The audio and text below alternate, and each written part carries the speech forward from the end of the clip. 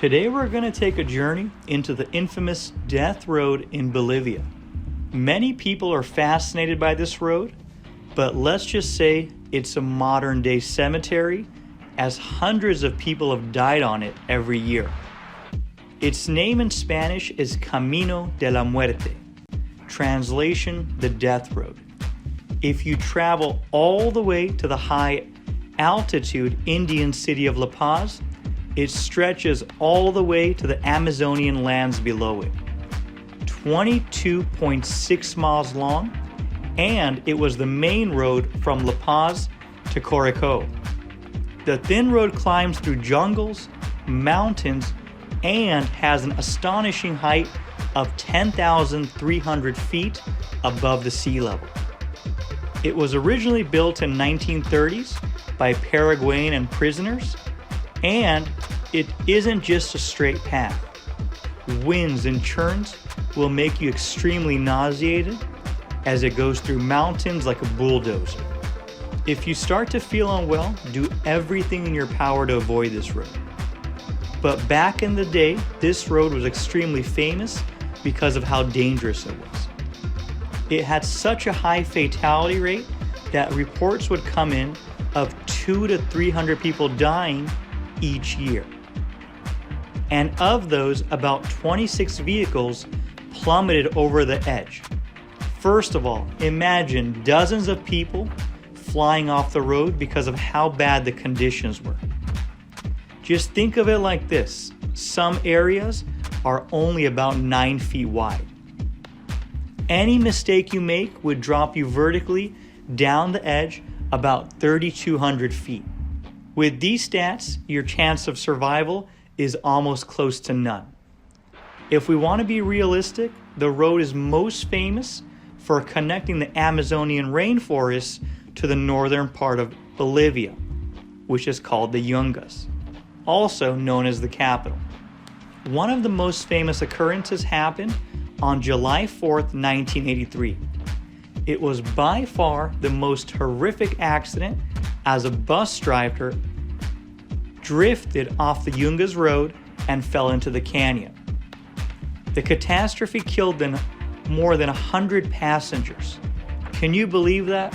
One event, 100 deaths.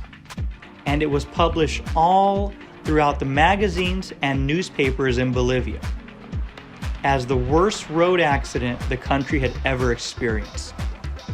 And again, in 1999, 8 travelers from Israel were killed in an accident driving a Jeep on that same very road. That event brought public attention not only from Bolivia, but it made it the most dangerous death road famous in the world. Many people say their experience when driving on the road is just straight chaos.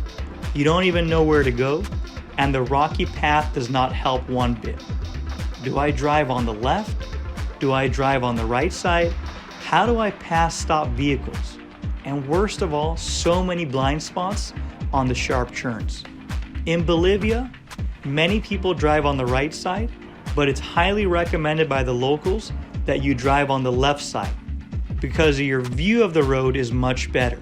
People in Bolivia say it's a modern-day cemetery, and in 1995, the Inter-American Development Bank nicknamed the highway the most dangerous road in the world.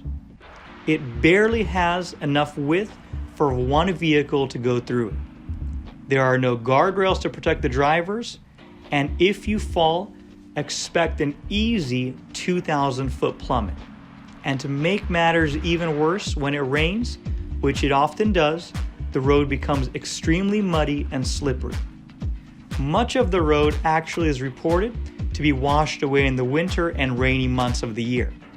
And even a normal day of fog can make a bus driver feel like they're completely blinded.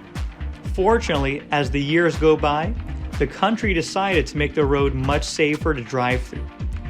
It's been actually very modernized, and in 2016, after 20 years of construction, the road was again reopened to the public. Again, in 2006, everything was considered safe. It's actually been very modernized, and in 2006, after 20 years of construction, the road was again reopened to the public. You're going to be able to see multiple lanes, guardrails, bridges, and even such things as engineered drainage. And it's reported that almost 25,000 tourists have come to see this population so far.